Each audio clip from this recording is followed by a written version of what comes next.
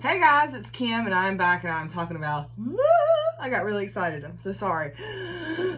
This one, A Shadow in the Embers, or Shadow in the Ember, singular, as in the Ember of Life. See what I did there? So this book is like, kind of like the prequel to From Blood and Ash. It's in the same universe, but at some point, and this just goes to show the genius that is Jennifer Armentrout, they are going to somehow converge. I don't know how, but that's going to happen. So this is what is being called the Light in the Flame series, I think, and From Blood and Ash is being called Flesh and Fire series. So it's so good. It's so good.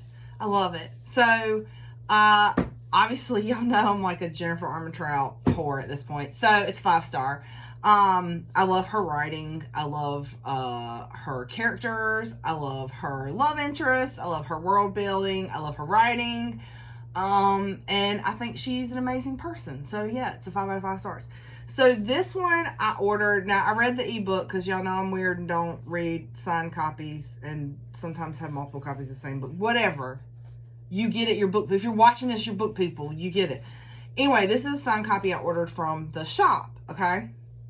So, obviously I didn't read this copy. I read my ebook on my Kindle, which, I got my Kindle signed. You can't hardly see it. But Jen signed it right there. I got my Kindle signed at a Polycon. So that's Jen, Raven Kennedy, and then I'll let you guys see all the rest. But that is the reason why I bought this Kindle cover on Amazon, is so I could get it signed. So yeah, so I read it on my Kindle, but while I was at a Polycon, as part of getting in a Polycon, you got this very special Polycon edition of A Shadow in the Ember. And I mean, y'all, like, just, and it's from Bookish Box. Like, just look at that. How freaking gorgeous is this freaking book? And I would say, oh, there's my, so if y'all don't know, when you go to a book signing, you put your name on a Post-it and put it inside the book so the author knows how to sign your name. And I left the Post-it because this just got excited and put it up. But anyway, it says Mieliesa, which is, a term that they say in the book. And this is what my nieces got me for Christmas because they understood the assignment. Because they know I love Jennifer Armentrout. So they usually either for Christmas get me a gift card to Jennifer Armentrout's shop or they buy me something from the shop. But anywho, this is the book with its beautiful self, the very special a Polycon edition with the foiling and the sprayed edges. And in case you didn't notice, there's the dragon. But we don't call them dragons. We call them drakens. Drakens. It's D-R-A-K-E-N is what we call them. So anyway, so that's what we're talking about. A Shadow in the Ember. Let me get my handy dandy notes. Y'all know this is going to be the long video. I'll do a shorter one for Instagram. Okay. So,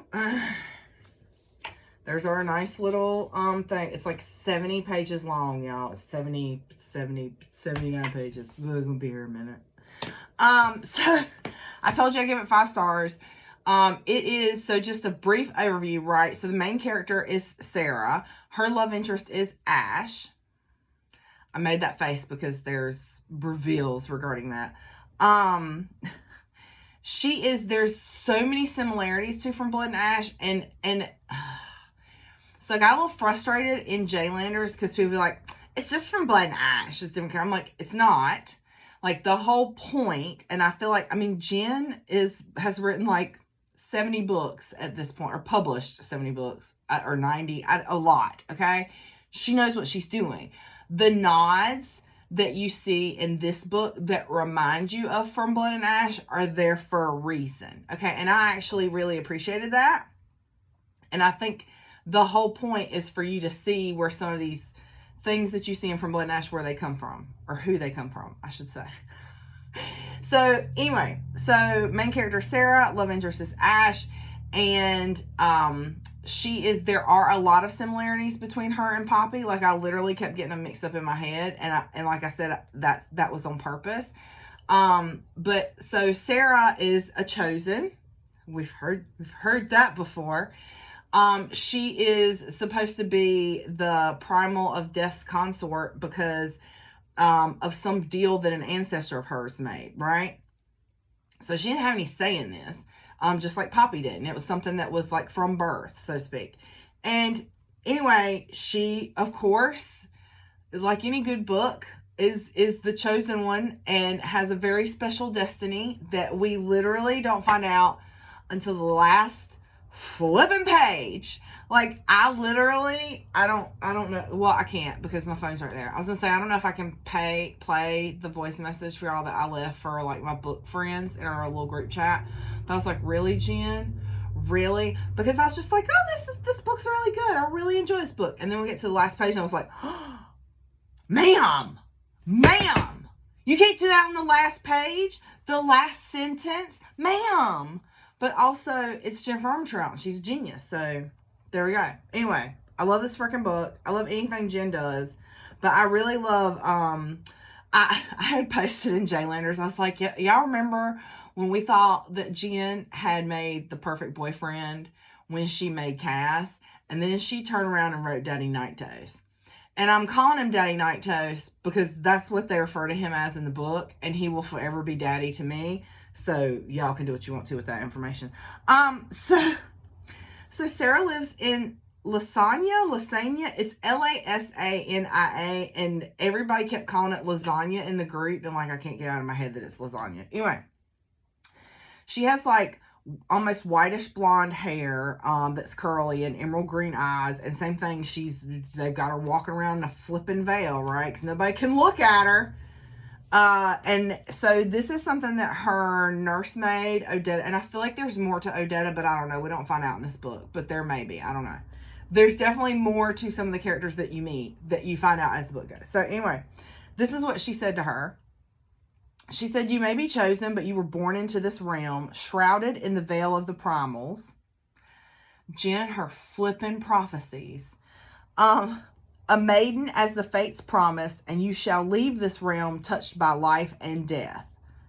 So, if y'all read the Covenant series, which is that's the one on the right. That's the one like right here. Covenant's right in there.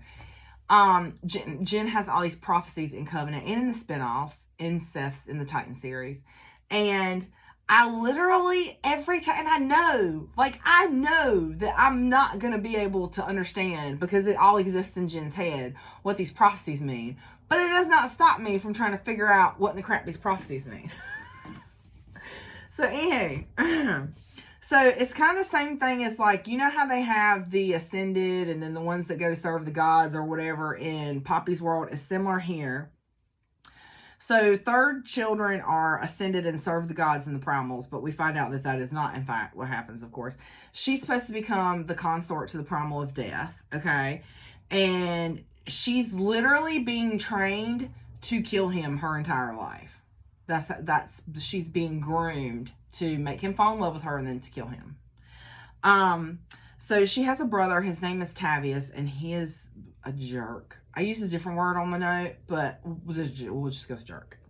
And like I said, her ancestor made a deal that in order to save the land, he would give his firstborn daughter to the primal of death, okay? But it took 200 years. So 200 years passes from the time of this deal to the time that Sera is born. It took 200 years for a girl to be born.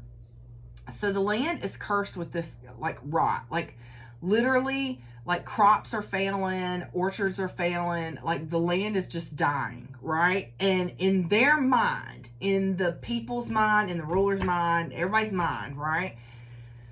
The cause of the rot is because they feel like the time is running out on the deal, and that in order to save their land, they need Sera to go ahead and kill the primal of death, because then that will absolve them of the deal and then save the rot. That's what they tell her to believe.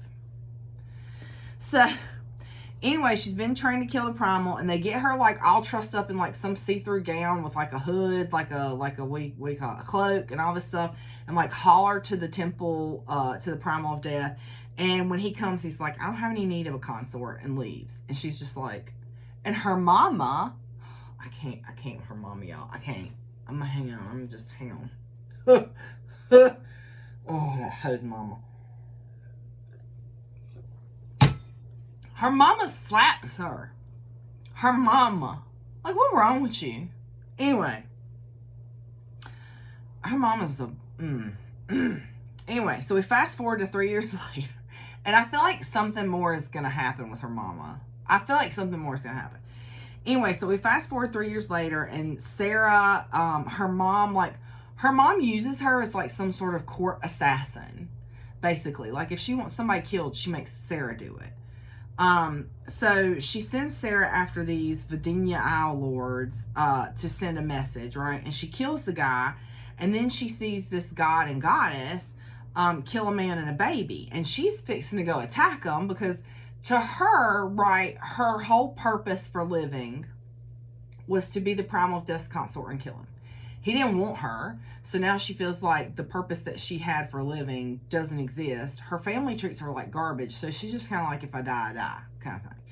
So anyway, so she goes to attack these gods, and somebody grabs her, and he's like 7 feet tall, has like golden skin, high cheekbones, straight nose, and silver eyes, and dark hair, and it is Ash.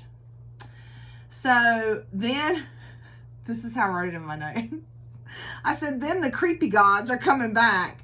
And he like leans her against the wall to like hide the both of them from the other two creepy gods. And it was pretty hot, like the tension. You know what I'm saying? Anyway. So they end up kissing, like to hide from the other gods. And we end up finding out that the primal of life, his name is Kolis, okay? Kolis. Anyway, this god, the smoochy god, calls her Liesa. And she doesn't know what it means. And he just keeps calling her Liesa, and she has no idea what it means. Anyway, so Sera's out roaming the streets like a flippin' tomcat when she senses death, okay? And she has this special ability, this special gift, and we find out what it is, but she can sense death. So she sees the bad god, Mattis, leaving the seamstress's house. There was some seamstress that was making dresses for her mom, and she's over here like, man, the people are starving and you're ordering like new custom dresses. Like what the, you know. So anyway, she sees him leaving her house. So she just goes right in, doesn't check the house or anything. She just goes in, finds the seamstress dead. The smoochy god sneaks up on her, and she stabs him in the heart. And I wrote, and now we see where Poppy gets it from. So because she stabbed him in the heart, he destroys the Shadowstone dagger. I guess I should say the chest, because if she'd actually hit his heart, he might have died. Maybe, I don't know. Anyway, so he destroys the dagger, like literally turns it into ash, right? And that's the only thing you can use to kill a god. So now she's like, he just took the only weapon I had to fulfill my entire life's purpose, right? Anyway, so the while they're like back and forth, the freaking seamstress comes back as a forsaken or cursed. I don't know if she was coming back as the, I don't remember what they're called in the Blood and Ash series, but you know, like the Craven. That was it. So I don't know if she's like a Craven or what's happening. Anyway, so the god kills her with a Shadowstone sword, and like nobody knows what just happened. Like he don't know. He's a god, and he don't know. So you're just like, okay, wait a minute, what's happening? So he calls her Liesa again, and he asks her, you know, what it means, and he says something beautiful and powerful, and I wrote, aw, because, I mean, that's sweet, right?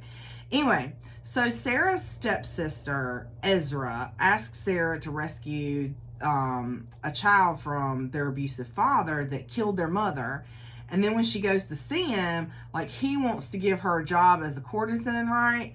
And he gets nasty with her, so anyway, so she kills him.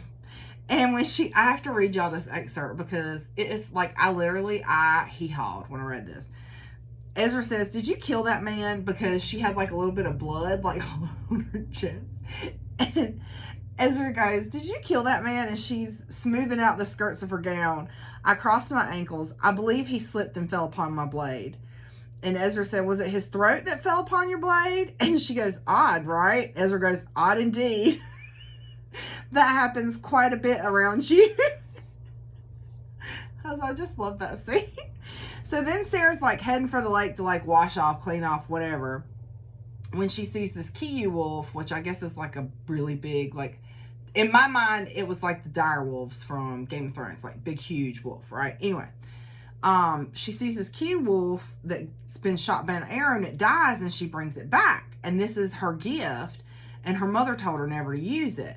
So, and there was just this little excerpt from the book that like I had to take a picture of because I just really loved it. And it was, animals don't judge. Animals didn't judge. They didn't care about worthiness. They didn't choose to use or hurt another. They simply lived and expected to either be left alone or loved. That was all. And so like she felt bad and she wanted to bring the animal back, and she did. And as we find out, when she uses her gift, there's consequences, which is probably why her mama said don't ever use it. So, I mean, as much as the, you know what, with the C word that her mama is, her mama had a point. Okay, anyway. So, while she's relaxing in the lake, she realizes that she's not alone. The Smoochie God is there. So, the reason I kept calling him the Smoochie God is because we didn't know his name, right? So, finally, at this point, she asks his name, and he tells her that it's Ash. So, they're, of course, both naked in the water because, you know, this is like a fantasy world and people don't have bathing suits. So, they're naked in the water. And when they get out, they're not alone, right? Talk about, like, mood killer. Or maybe it's a mood maker. I don't, you know, it just depends on how big your freak flag is. Anyway, so they get attacked by these zombie things called, I think, Germs.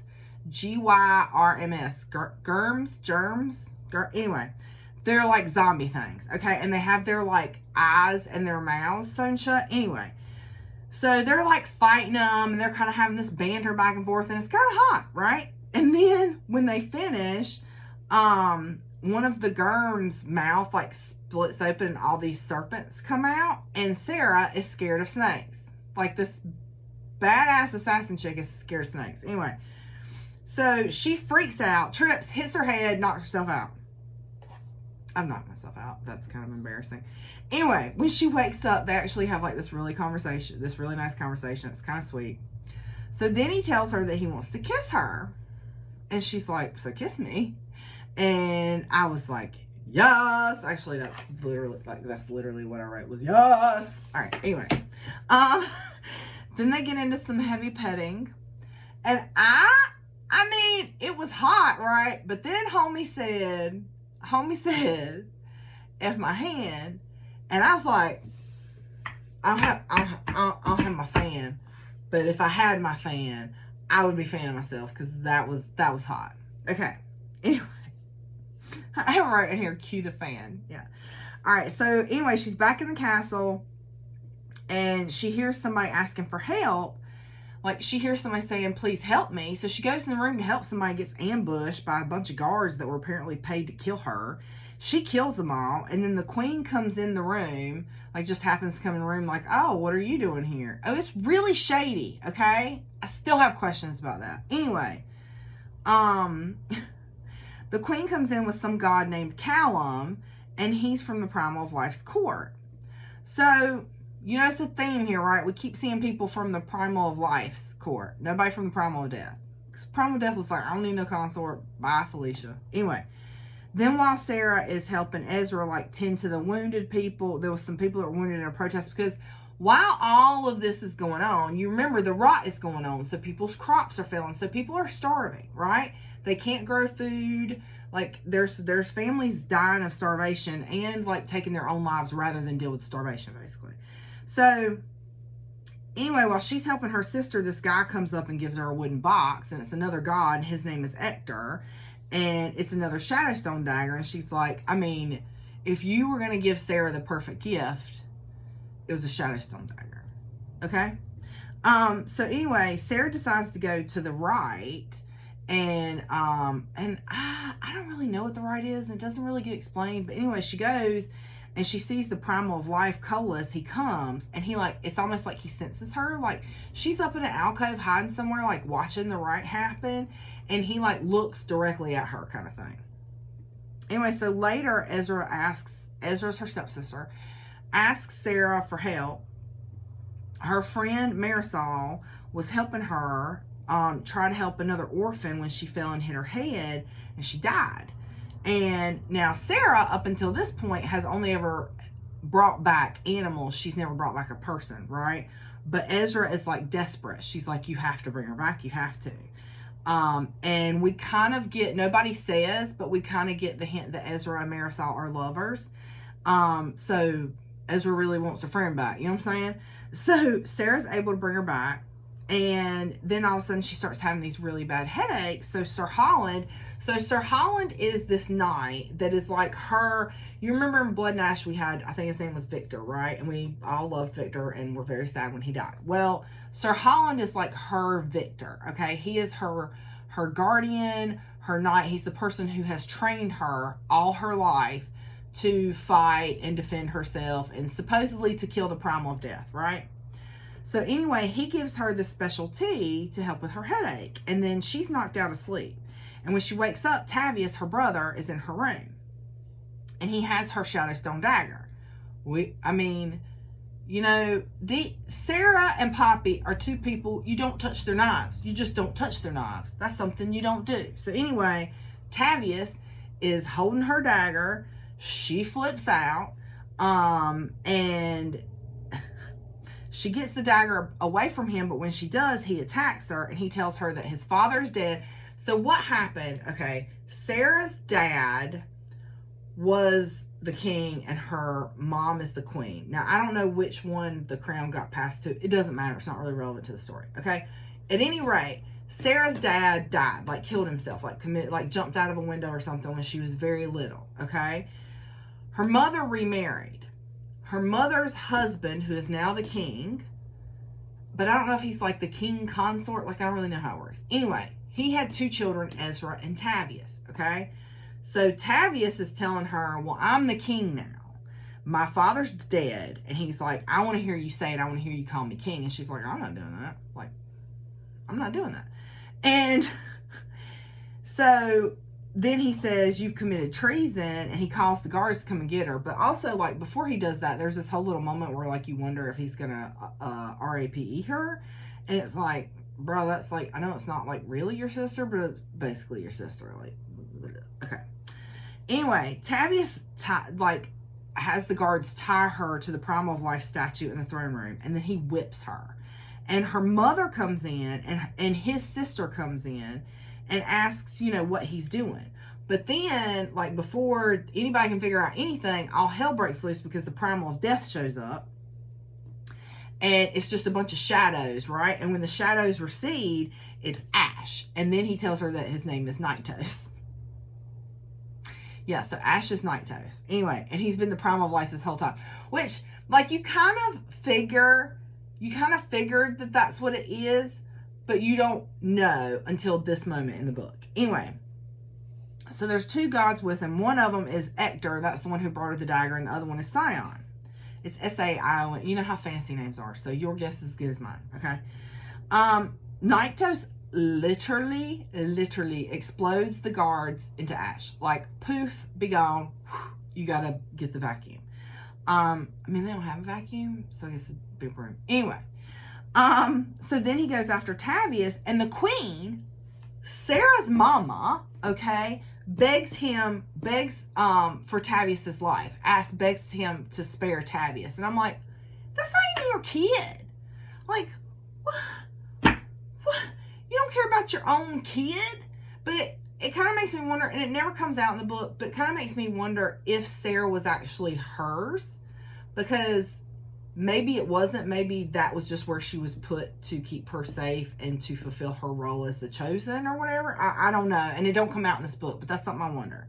Because what mama chooses, Joffrey over Sansa? I'm just saying. Anyway.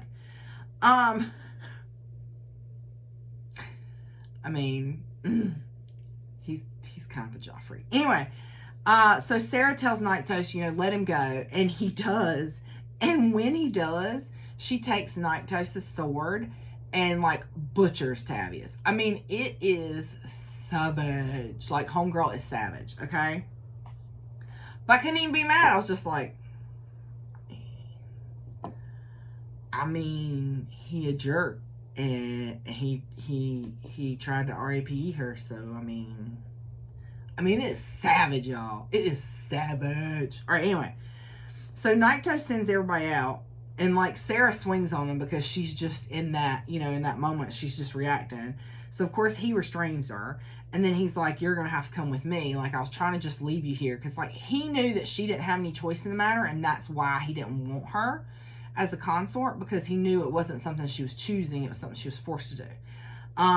So he was just gonna let her, like, live her life or whatever, but now he can't leave her there. He's like, if I leave you here, you could be executed because you did technically kill the king, or you could be used by the other gods, so you're gonna have to come with me. So they go to the lake, which was Sera's lake, her favorite place in the whole flipping kingdom. This whole time was like a portal to the freaking Elysium, yeah, to where the gods live. So anyway, it was just funny because it's like where she, like, nobody ever went because they were always kind of freaked out by it, but she always felt at home there. Anyway, so he's taking her to the Shadowlands, and she asks, like, she's like, why didn't you tell me who you were? Like, she's thinking this whole time that he knew who she was. But he wasn't watching her or anything. He just,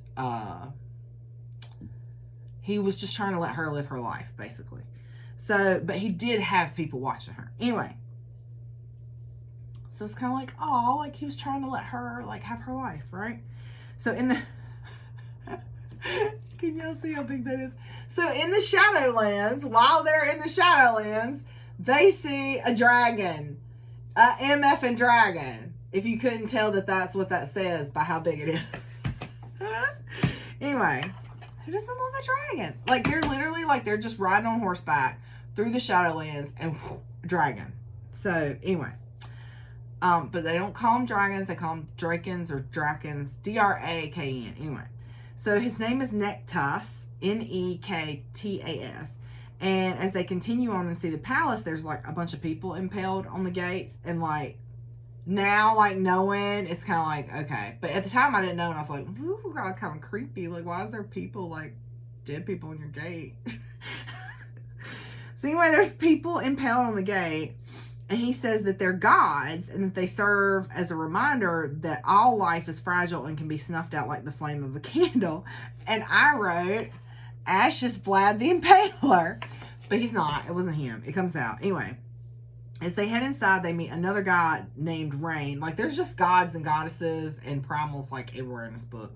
I mean, it makes sense because they're in Elysium where the gods live, right? But still, it's just, like, it's a lot to wrap your head around. And there's mortals, too. So it's just, like, a whole other world, which is what it is. All right, anyway. So when they go inside, they meet Theon and Layla, and there's a little like young draken, like 8 or 9 years old, named Reaver, but they call him Reaver Butt. And then there's another god, Eos, who takes Sera to her room, and Eos is kind of Sera's friend in this. She makes friends with several people, but that's kind of her closest friend maybe in this world. Anyway, Nyktos lives in the palace all by himself, and Sera's room is huge, and it connects. There's a door that connects her room to Nyktos', right? So from Sera's balcony, she can look out and see thousands of blood trees. There's like a blood forest. And so they don't call it that. They call it the redwoods, I think. Anyway, like, while she's bathing, Nyktos comes in and puts some salve on her wounds and, like, washes her hair. And y'all, like, that was the sweet, like, that is just, it's a very intimate act, and I think that's what makes it so sweet is when somebody washes your hair for you, right? So anyway, like, while he's washing her hair, like, they talk and they ask each other questions, and he tells her that he can taste and he can feel her emotions. Where does that come from? Poppy can feel people's emotions, right? This is one of those nods, y'all. That and the, stabbing people in the chest before asking questions is another, right? Anyway, so she asks like why he refused her when she was presented to him, and they kind of talk through that. And when she's done, she asks him for help to dry her off, and so he does, and then he takes more time in certain areas, and I said yes, Daddy, because he's Daddy Neck Toast. Anyway, she asks him about the impaled gods because who wouldn't? Right? Like once you're done, like, so those people on the gate. So he tells her it wasn't him. And I had in parentheses, I totally thought it was him. I did. I was like, kind of creep. Some odd lawn furniture. Anyway, Ash didn't make the deal for the consort. That was his father. So Ash is not the person who made the deal for her. It was his dad, which is kind of creepy. Anyway. So Ash's mom died in childbirth. There's more to that later. Anyway, there's this goddess Eos, we met her already, that serves, who served the primal of fertility and is now like helping Sera. She's like Sera's kind of Yoda. Anyway, Sera's asking all kind of questions, and I put in parentheses Poppy because who else likes to ask our questions? I mean, she literally, it wasn't as bad as Poppy, but it would be, I have a question. It's like, I know where somebody got that from. Anyway, so when a god and a mortal have a child, it's called a godling, and they can live a very long time, but they're not immortal, but it's very close. And so most of them like come to live in Elysium, because obviously it would be a little obvious if somebody never got old and lived to be 1,000, in the mortal world. Anyway. So they have to feed to get through the culling. So we know from Blood and Ash, right, that when they get to a certain age, like 2021, they go through this culling, which is where they change. Okay. So Ash is off in the dying woods dealing with the shades. And the next day, Sion takes her down for breakfast, and she talks with Ash, and he tells her about the world, the rules, the gods, the primals, the Draken, all that stuff. She meets Nektas's, the Draken, Nektas's daughter, Jadis, who is like little, like 3, 4, something like that, and learns that Draken are bonded to the primals. They kind of go on a walking tour, and he tells her about that she can go in the palace and the grounds, but to not go in the redwoods without him or she'll die. Yeah, this one listens about as good as Poppy does. Yeah. So anyway, and not to go in the city until he introduces her as consort, because like basically once he introduces her to society as his consort, then she has some protection, but without it, she doesn't. So, and people would use her. So they talk about the coronation. She asks about ascension, and he tells her she won't ascend because she's mortal. Anyway, so Sera realizes Ash's mother was murdered while she was pregnant with him. So she did die, but she didn't like die a maternal death in childbirth. She was murdered. We don't know the details of that. We just know that she was murdered and Ash was born via C-section. Okay. So anyway, while Ash is holding court, like Hector takes Sera in the library because there's a guest, and she promised to hide whenever Ash told her to, but obviously she doesn't hide because she doesn't listen. And she ends up spying on Ash and Vesses, which is another primal, and that's the person that he's talking to. And then she wanders into the Blood Forest, which she was not supposed to go to. So in fairness, she's like kind of walking around the Blood Forest, and she sees an injured hawk, or the hawk goes down the Blood Forest and it's injured, and she's Sera, and she can't not help the hawk. So in she goes, right? And she heals the hawk. And she's never done that before. She's only ever brought dead things back. So it's like her gift is changing. So anyway, then the hunters, the same things, the germs or whatever that attack them at the lake, come out of the woods and attack her. So she starts fighting them, and then something explodes from the ground. And the thing that explodes from the ground has fangs, and whenever she stabs them, they don't explode, they just drop. Like the germs or whatever, whenever she would stab them, they would explode into dust, turn to nothing, right? But these things don't, they just drop. So, of course, she fights the good fight for a little while, but then she starts to get overwhelmed, right? And Ash has to come in and save her. And he is mad because she's exactly where he told her not to go. Anyway, so he tells her that the redwoods are where the blood of gods have soaked the ground. That's why the leaves are red. So the blood trees, which we know this from Blood and Ash, the blood trees only appear wherever the blood of a god has been spilled. So anyway, after Ash fusses her out, he asks San to take her back. And he starts to, but then something happens. Like, she got scratched by one of the hunters. And she starts to get really sick. And she passes out. And she wakes up to Nektos, the draken, watching over her in like human form. And come to find out, Ash had to give her some potion to counteract the poison. That's very limited and very precious. So it was like a big deal. Like, they're not mean to her, but they're not nice to her. Like, they're literally, like, I think he says something like, it would have been better for him if he just let you die, kind of thing. Yeah.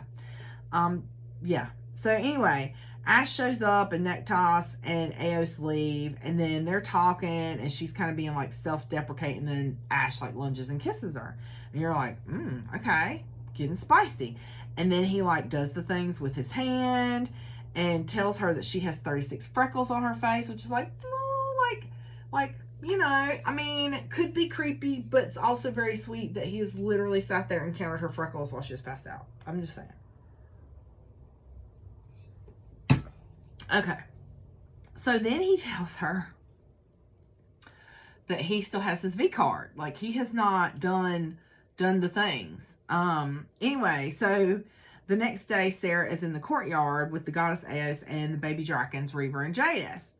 And Eos tells Sera that part of the reason Vesses, I don't know how you say her name. Anyway, is a bitch is because she needs to rest. That like gods and primals can rest. They can enter like a deep sleep. And do you remember in Blood and Ash when they said that the gods sleep or the gods slumber or whatever? So anyway, it said they can enter some kind of rest. And if they don't want to do that, they can go to Arcadia, that is a place like the Vale, like kind of like their resting place, the gods' resting place, kind of. And then while they're talking, this god and goddess show up, Rayhar and Belly. I don't know if it's Belly or Bale. It's Bele. So I feel like if it was Bale, it would be Belle. So Belly, Beely. Anyway. They tell Sera that she should be concerned about the coronation and no matter what happens, not to show fear. So it's like, okay, what's fixing to go down? Like, is it going to be like, so like I kind of picture this couple as freaking Khal Drogo and Khaleesi, right? Like, she's got, well, I mean, Khaleesi didn't have curly hair, but she's got white blonde hair, and he's tall with dark skin and dark hair. Anyway. So the seamstress comes to see Sera, and gives her, like, is just measuring her, and they're, like, talking, and then come to find out, like, she was chosen to go to the gods, but she escaped. And Sera's like, you know, like, what are you talking about? And so the seamstress kind of gets a little nervous, so she asks Ash, and so Ash tells her that most of the chosen actually die. That there was a time when they did serve the gods, but not anymore. The rite and all of it is a lie. Like, I don't know how they kill them. Like, if they're just feeding on them and they drain them or what. But anyway, all these people who think being chosen is a good thing, it's not. So Sera says the whole chosen business, all of it needs to stop. And Ash agrees with her and tells her that he's been saving the ones that he can and trying to hide them, but some of them are like legit disappearing. He don't know what's happening. Like, he doesn't know. So that night Sera can't sleep and she goes out on the balcony and Ash is there and he can't sleep either. And they talk and Sera kisses him and then she kisses him in other places. That would be on page 447, chapter 32. You're welcome. It's hot. Anyway, Sera. Y'all know I like the spice. Sera wakes up outside and Ash is still asleep. And Jadis, the baby dragon, is like curled up asleep at the end of the bed like a freaking golden retriever. It's hilarious. Anyway, Nektos is perched on the railing. He's been like watching them, which is like creepy, but also cool to have a dragon watch you sleep. Anyway, And he tells her that Ash has never been able to sleep well, even when he was a baby, but he can sleep good when he's with Sera.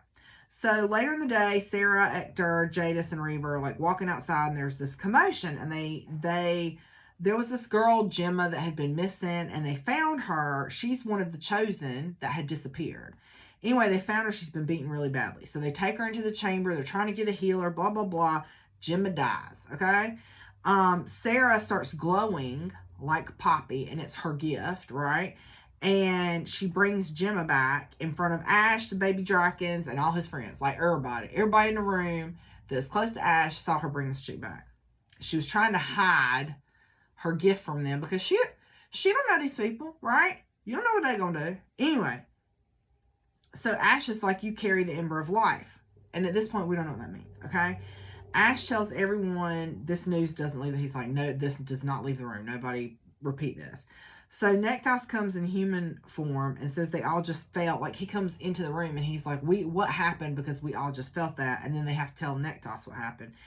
Anyway, so Ash tells her that all the gods can feel that ripple of power, and that's why the hunters came for her every time she used her gift, because that ripple of power went out and those things could feel it. And probably the gods sent those things to look for her, whoever. We figure out who the whoever is, but anyway. So he asks her, like, why? He's like, why didn't you tell me? And she says because she was afraid he wouldn't be happy that she stole souls from him, because in her mind, he's the primal of death, so he's supposed to judge souls and decide where they're supposed to go. And when she brings somebody back, she's stealing a soul from him. So in her mind, he's going to be not happy with her, right? So anyway, he tells her that his father was the true primal of life until his twin Colas stole it from him. So his dad, Ethos, is like Eythos, and Colas were twin brothers or whatever. One was the primal of life, one was the primal of death. Okay, Colas apparently stole Ethos's power. So later they meet in her room, not her room, but in a room behind the throne room, and Ash comes in like carrying this little girl, and it's like Jadis in human form. And it's just weird because this whole time, up until this point in the book, they've all been in dragon form. Well, the kids, not Nektos. Anyway, so Ash's dad, Ethos, was the primal of life, and his twin, Colas, was the primal of death, and they ruled side by side for eons, right? But there was jealousy because, and it's very reminiscent of Zeus and Hades, right? Because there was always this jealousy between Hades and Zeus, because everybody loved Zeus and nobody liked Hades because Hades was the god of hell or whatever. So that's what it's very reminiscent of. But there was jealousy because people loved the god of life, but they feared the god of death. So Colas one day is walking in the woods, being creepy, I guess, and sees this girl gathering flowers. Satoria is her name, okay? And he literally just like fell in love with her on the spot. And when he stepped from the shadows to speak with her, it frightened her. She took off running and fell off a cliff and died, okay? He tried to bring her back. He wanted to bring her back. And he was begging his brother, Ash's dad, to bring this girl back. But his brother was like, no, there's rules. Like, I can't do that. Because everything has to be a balance, right? So later down the road, Ethos met Ash's mother, his consort. Well, meanwhile, Colas figured out how to bring back, or how to visit Satoria, which they're not supposed to do that either. Like, it's like you can visit people, but not until they've been there a certain length of time. Anyway, so Colas figured out how to switch destinies with his twin. And when he did, it was like catastrophic, okay? Because it upset the balance of life and death and how things were supposed to work, okay? So it killed hundreds of gods, weakened many primals, and killed a few primals, forcing godheads to become new primals. So I guess the way it kind of works, right? A godling is the offspring of a god and immortal, okay? A godling could be ascended to be a god back in the day before this all happened, before the balance got upset. A god could be ascended to become a primal, okay? So Ethos warned Colas if he brought Satoria back, she would not be the same, but he did it anyway, and of course she wasn't. And when she died again, Ethos and Kayla, another primal, marked her soul to be reborn over and over to protect her from Colas. So in order to keep her, because Colas is the real primal of death, and he's stolen the primal of life's powers, so he can, go to the Vale or wherever to see her. So to like protect her from him, to keep her out of his clutches or whatever, they made it so that her soul would just be reborn over and over and over again so that he couldn't get his hands on her. Okay? So Ash said she would be reborn in a shroud. Are we paying attention, folks? Do you remember what I said at the very beginning? What we said, what Odetta, the nursemaid, said to Sera? Okay. And I literally put in parentheses, didn't that woman say Sera was born in a shroud? Anyway, so Colas is the one who murdered Ash's mother and then destroyed her soul. So gods and primals, even when they die, still go on to the Vale or Arcadia or wherever, Valhalla, heaven, whatever, right? But if you destroy their soul, then that's it. They don't go anywhere because their soul's been destroyed. So that's like the lowest of the low, right? To do that. So anyway, Colas's powers have weakened because he was never meant to be the primal. He was never supposed to be the primal of life. So the powers that he stole, obviously are going to like kind of degenerate because it was never supposed to be him to start with. Okay. So the rot is there because because there's two primals of death, because there's the rot in the Shadowlands too. It's not just in the mortal realm. And it's there because there's two primals of death, and there cannot be. The powers he stole have weakened, but he is not, because he's still the oldest primal. Colas is considered the king of the gods because he's the oldest primal. Okay. So Ash tells her what Colas did can't be undone, but that his father's death ensured the Ember of Life would be passed on. And Colas has Ethos's soul. So we don't know more about that. That's the only thing that's the only mention of it. So we don't know more about that. So Sera asks about rot, and Ash tells her it has nothing to do with the deal made between Muriel and his dad. That it has to do with Colas, because what he did messed up the natural balance of the universe, basically. So Ash tells her that the deal expired and the land just resorted back to its original state. So what is happening would have happened even if there was no deal. So Sera has a meltdown because, hello, this whole time she's been told that in order to save the mortal realm, she has to kill Nighttoes. And then come to find out all of that was a lie. And she would have killed this man who is a good man, good primal, for nothing, right? It wouldn't have made a difference. Okay. So anyway, so she has a meltdown because she's kind of realizing the fruitlessness of her sacrifices and what she would have done for no reason, basically.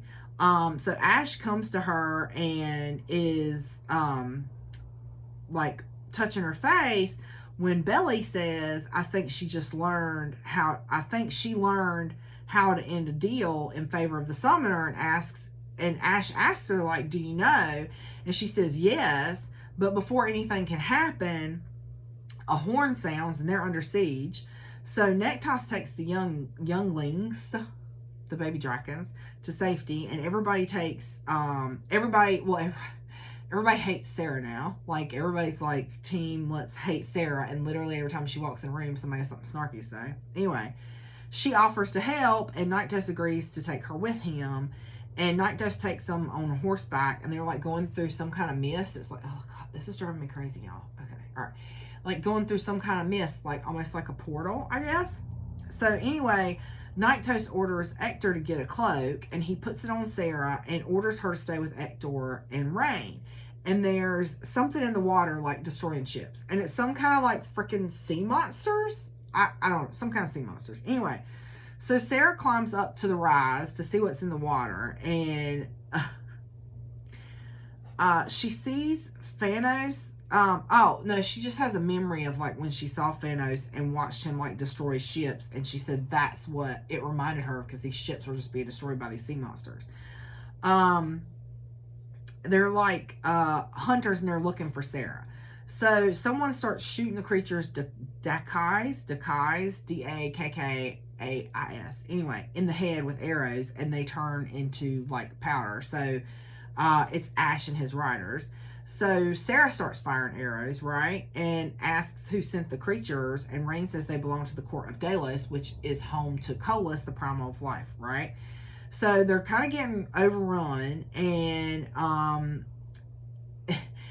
Sarah's about to like jump off the wall and go down there and start like just doing berserker combat when the Draken come, thankfully. And they're just like spewing fire left and right, taking out the Decai.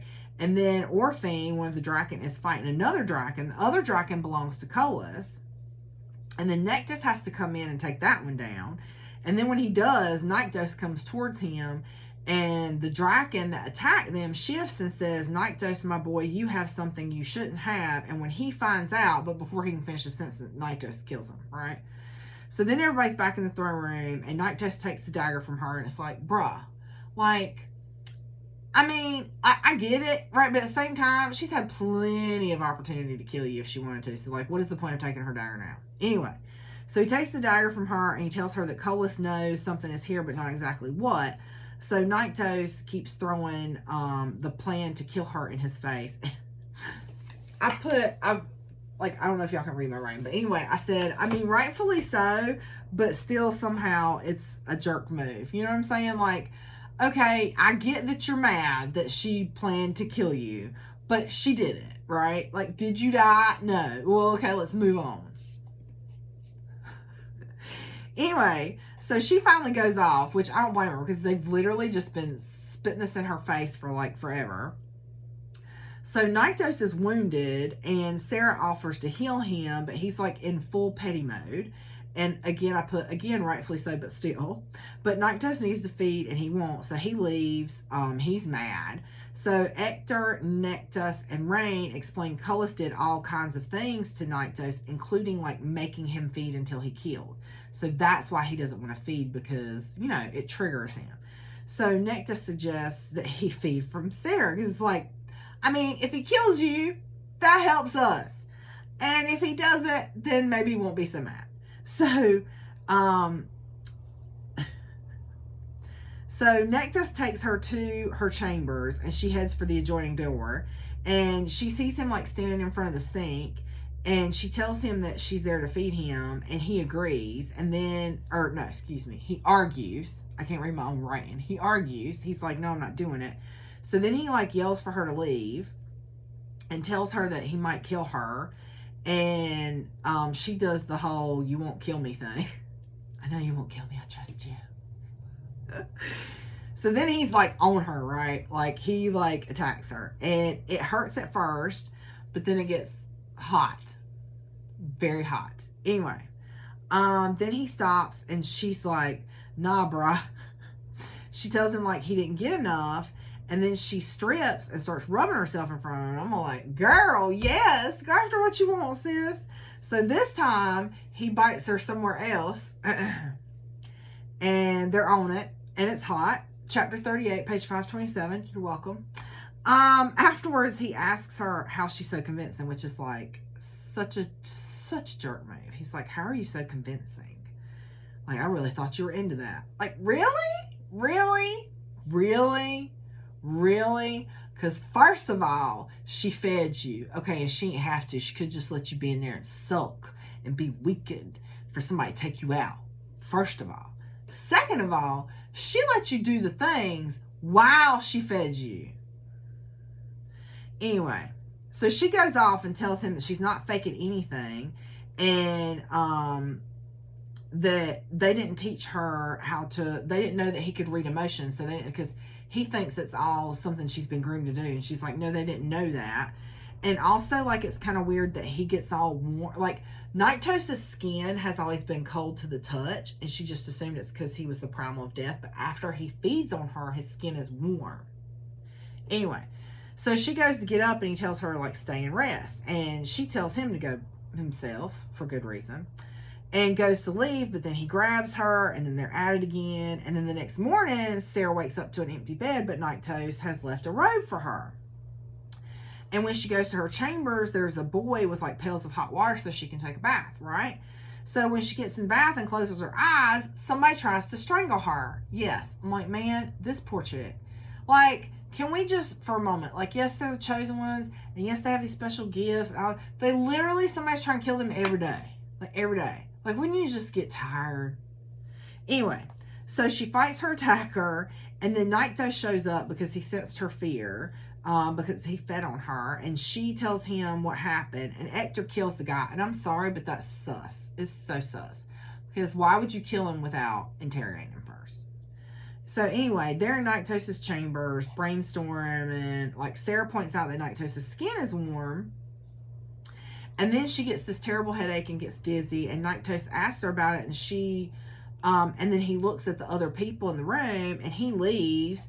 And Sera lies down. And Nyctos agrees to watch over her. And then he says something about she smells like death. She's like, something like, you smell like death or something. Because he tells her that he can smell wounds and other stuff. I don't know. Anyway, they're having like a conversation. He's like, yeah, you smell like death. And she's like, oh, thanks a lot.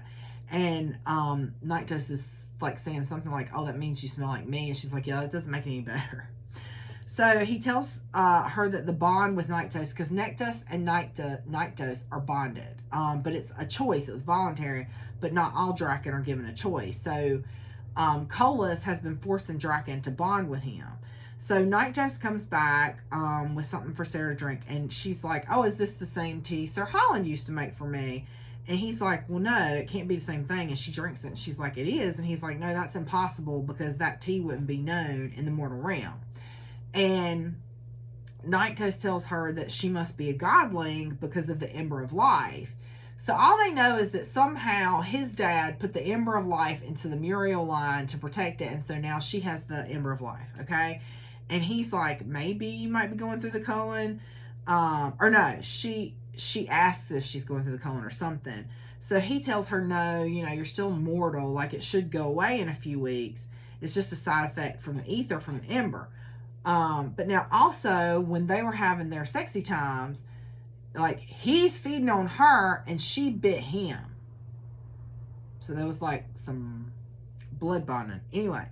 So she asks to talk to Nyctos once they're alone about the night before, and he says that she will be consort in name only, and she's like, well, what, can we at least be friends? Like, and he says that he could never think of her as a friend after her treachery. And I put, okay, at this point, you're just being a DICK. So anyway, the next day, she can't sleep. Eos comes for her, and Bele is with her, and Gemma is away. So Eos wants Sera to go see Gemma, so they can figure out like how much she knows, and what she told Hamid. Hamid's the guy that tried to strangle her. So anyway, they all three go to see Gemma. Gemma knows who Sera is and that she brought her back, and she was Colas's favorite, and he kept her close, but he is obsessed with getting the Ember of Life and with Satoria. So Hamid thought that if he killed Sera, that Colas wouldn't come to the Shadowlands, and therefore everybody'd be safe, right?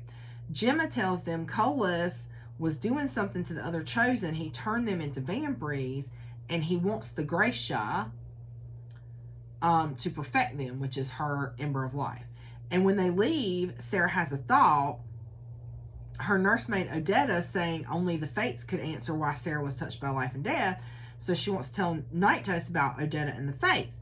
But just as they're leaving to find Nyctos, Cressa comes busting up in the door. Okay, Cressa is one of the bad guys. Okay, it was Cressa, Mattis, and somebody else. But anyway, there was 3 gods that were the bad dudes. Okay, anyway, so Cressa is a goddess, and she throws a god bolt at Acis, and Acis, this is my friend, Eos goes down, but she's still alive. So then Bele starts fighting Cressa, and someone throws a Shadowstone dagger, and it hits Bele in the chest, and she goes down. So Sera goes to try and help her, and while Cressa's talking to her, Mattis knocks her out. When she wakes up, Cressa says she might not be mortal. Cressa let a dozen shades or something into the city to distract Nyctos. So another god, Tarek, comes in. Sera stabs him with a butter knife that she hid in her boot, and it just breaks in two. And then they fight. Then he tries to use a compulsion on her, but it doesn't work. So then Tarek bites her, and she doesn't just like hurt physically. He like breaks into her mind. So it's like this just excruciating pain throughout her entire body, even in her mind. And so then Daddy Nikto shows up. Y'all knew it was coming. So Daddy Nikto shows up. I said, yay. Also, y'all gonna die. So he literally explodes Cressa into dust. Then Nectus comes and makes Mattis a crispy critter. Then Tarek is up and makes a sword of ether. And Niktos is just like, really, dude? Like, that's what you got? That's what you got? So Tarek says, do you know what you have? And Niktos says, I know exactly what I have. And Tarek says, well, then you know he'll stop at nothing to get her. And Niktos kills him, like, slowly. Like, slowly, painfully, and disgustingly. Yeah. Them two are good. They're a good pair. Anyway. Then he comes to see Sera and tells her he'll never hurt her and gives her back the Shadowstone dagger. I mean, I get it. He gives it to her in that moment to help comfort her and help her feel safe. But like, you ain't never have to take it away. I'm just saying. Anyway, so Bele dies. Sera brings her back, but she didn't just bring her back. She ascended her, which she shouldn't have been able. She shouldn't have been able to bring back a god, and she shouldn't have been able to ascend a god, but she did. Anyway. So they said she's not really, she's like, you know, well, what am I? And they're like, we don't know. You're not a primal, but you're not a god. You must be more than a god. And she asked Niktos about Odetta, you know, her nursemaid growing up. And he says, no, you can't talk to her. Because she's like, I feel like we should go talk to Odetta. So Niktos has summoned the Fates. And then, so there's kind of like it could be bad because since she ascended Bele could challenge the primal Hanan for the court of Sirta. But I mean, we don't know. We don't know what's going to happen in this book. We don't find that out. So Niktos asks if Tarek and the other gods said anything, and Sera tells him how they said that they would find out if it was Sera the victors were protecting. So Niktos explains that victors are mostly Viktor, are mostly mortals tasked with protecting a harbinger of great change or purpose. He says some are not aware and simply at the right place and the right time. Others are aware and they're called guardians. And he says it's not easy to sense them, but they would have marks just like the godlings do. And so the guardians are neither mortal nor god. They're eternal like the Fates. And it makes me wonder if Victor from Blood and Ash was Poppy's guardian. Anyway, so Sera and Niktos like drift off, and they're awakened by Reaver in child form. This is our first time seeing Reaver in child form, I think. And he lets them know that the Fates are there. And so Sera stands up and gets dizzy because, hello, she's lost a lot of blood. And Niktos like kind of grabs her and catches her, and she's like, it's fine, I'm fine, like, you know, it's just from Tarek, I'll be okay. And then he kisses her, and you're like, oh yay, he kissed her. And then he goes, that changes nothing. And I'm like, man, I literally like wrote, man, why you gotta be a jerk? Why you gotta be a jerk, Niktos? I wanted to call you daddy. Anyway, when they get down to the throne room, there's a goddess there named Penelope. It's spelled just like Poppy's name. So now I wonder, okay, is that who Poppy's named after? Anyway, so she takes them to see the Fates. Nectus and Reaver come and say they'll wait for them. So then she sees Sir Holland like standing at the dais, and she's like stunned, right? And Niktos says he's a spirit of fate or an array. So he is one of the Fates. So Holland couldn't directly intervene, so that's why he trained her, but he couldn't tell her anything. Like, he just trained her, but he couldn't actually tell her anything, and that's why when she would ask him stuff, he would, like, blow her off. If he had intervened, the primal Empress would have found out and could have told Colas. But the array, the Fates, don't answer anybody. Like, they don't answer to any gods, any Fates. Like, they're their, any primals. Any gods, any primals, they're their own, you know, thing. So the array can't see the fate of a risen primal. And Holland was friends with Nyctos' father, Ethos. So Penelope tells Sera that the array can't intervene in her fate anymore. Ding, ding, ding, ding, ding, ding, ding. So Holland explains that the Ember of Life would have passed to Nyctos from his father, but his father took it from him before Colas could find out he had it, because Colas obviously would have tried to kill Nyctos. So when they came together, it was like two souls destined to be fighting each other because she holds the power that came from Nyctos and his dad. So Nyctos asks why his father did this, and Penelope says that she had a prophetic vision, but she didn't know what it meant. So she told Empress, who then took her to Colas, and Colas interrogated her. So when she finally got away from Colas, she went to go see the Fates to get some guidance. And they asked about the vision, and she says, now I took screenshots because Jen and her prophecies. If y'all make sense of it, you let me know.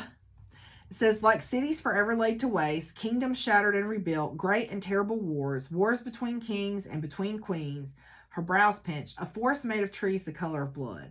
But I also saw her, I saw them, a chosen and a descendant of the first.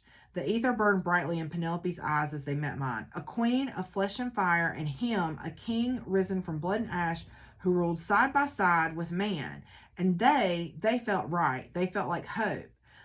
And then she said, from the desperation of golden crowns and born of mortal flesh, a great primal power rises as the heir to the land and seas, to the skies and all the realms. A shadow in the ember, a light in the flame, to become a fire in the flesh. When the stars fall from the night, the great mountains crumble into the seas, and old bones raise their swords beside the gods, the false one will be stripped from glory until two born of the same misdeeds, bore the same great and primal power in the mortal realm, a first daughter with blood full of fire, fated for the once promised king, and the second daughter with blood full of ash and ice, the other half of the future king. Together they will remake the realms as they usher in the end. And so it will begin with the last chosen blood spilled. The great conspirator, birthed from flesh and fire of the primals, will awaken as the harbinger and the bringer of death and destruction to the lands gifted by the gods. Beware, for the end will come from the west to destroy the east and lay waste to all which lies between. And I read that like 3 times trying to figure out what the crap it meant. So Nyctos says the great conspirator is his uncle, the bringer of death, that he and Nyctos' dad were born in the west, in the mortal realm where Carcedonia is. The chosen depends on the definition. Birth from flesh and fire of primals could mean rebirth. And I literally wrote in parentheses, Jen and her prophecies. I'll give you a headache. You'll need a tea. So then Holland shows Sera the strings of fate and says that she has had many strings and many paths and many lives, but they all end the same. And she wants to know, so he tells her all the strings end with her dying before 21. So Nyctos gets all growly and is like, that's not going to happen. And Holland is all, you can't change fate. And Nyctos is all, fate can go itself. That never works out. I'm just saying, it never works out. Anyway, so some of her deaths are at Nyctos' hands. And they tell him this. And he says, but this one, and they pull out the string, this one is unintentional. They tell her that because she has his blood in her system and the Ember of Life, that she will go through the culling. Like, if she did not have a god's blood in her, she would not, because she just has the Ember of Life and she's technically still immortal. A little more than immortal. But now that she's had a god's blood and has the Ember of Life, she's going to go through the culling. So Nyctos is freaking because there's nothing he can do. So they show them one string, and the string keeps changing length, it keeps changing color, and they say it's the unexpected, the unwritten. It's love. Love is the only thing more powerful than fate. Aww. They tell Sera that she's had many lives, and therefore she's Satoria, right? She's like, so am I Satoria? They're like, well, that was your first name, but you've had lots of names. So Sera now carries the only Ember of Life in both realms. If she dies, all life dies everywhere, okay? So all things in both realms are riding on Sera not dying. And all the strings say she dies. So, yeah. I put in parentheses, way to put all your eggs in one basket, guys. So Nyctos looks at her and says, it's you. It's been you this whole time. You're the primal of life. What? What? And I was like, Jen, you got to mess with us on the last flipping last sentence. Like, it's one thing to just drop the bomb on the last page, but you dropped the bomb and walked away on the last sentence, ma'am. The last sentence. Anyway, so yeah. So, and these are just all my questions that aren't going to get answered until, you know, the next book comes out, which is going to be A Light in the Flame. So, yeah. So, I love this book. I love the characters, the writing, the world building, all of it. I love the special edition. I would say that y'all could get some on the shop page, but they all sold out in like 2 minutes, I think, because they sold the leftovers from a Polycon on the shop site, but they sold out in like 2 minutes. So, but anyway, so that is the recap of A Shadow in the Ember. I loved it. Sera and Nyctos, and it's kind of like the prequel. And all these people asked, like, do you have to read this before the War of Two Queens? And Jen was like, yeah, it was released that way for a reason. So, yes, you have to read this before the War of Two Queens. But anyway, so that's A Shadow in the Ember. And I thank you guys so much because this has been a long video. But hey, you won't have to reread when the next one comes out. Thanks, guys. Bye.